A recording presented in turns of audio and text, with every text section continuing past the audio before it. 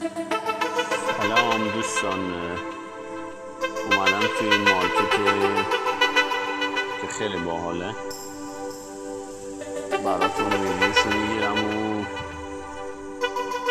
توی یوتیوب چنل خودم براتون نشر میکنم. ببینید قشنگ دیسپلی و تمیزیش خیلی بالاست، یعنی هر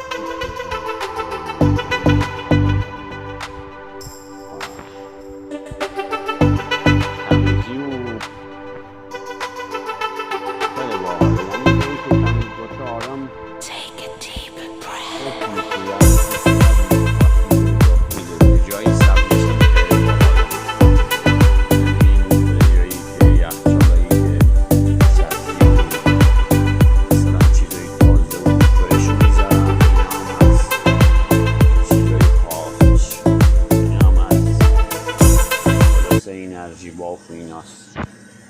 این پشتم یه چند تا دندانه داریم که چیزای خاص و دیسپلی دارن اینجا، مثلا برای لباس و لباسشویی، پودر و مایع ظرفشویی و این چیزاست.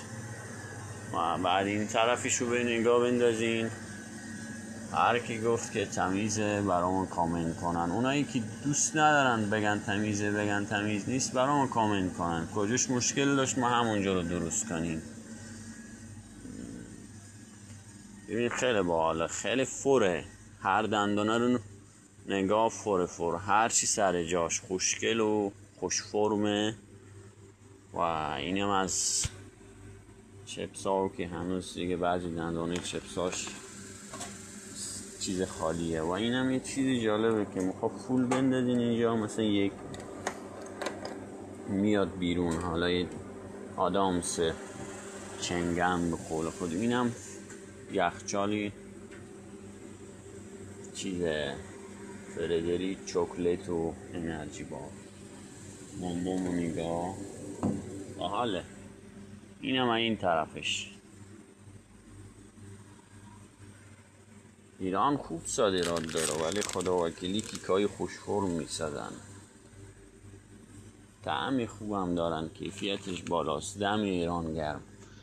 اینم طرف دیگهش، ببین خیلی باحاله، هر چی سر جاش. امیدوارم از ما ناراحت نشین و لایک و سابسکرایب یادتون نره.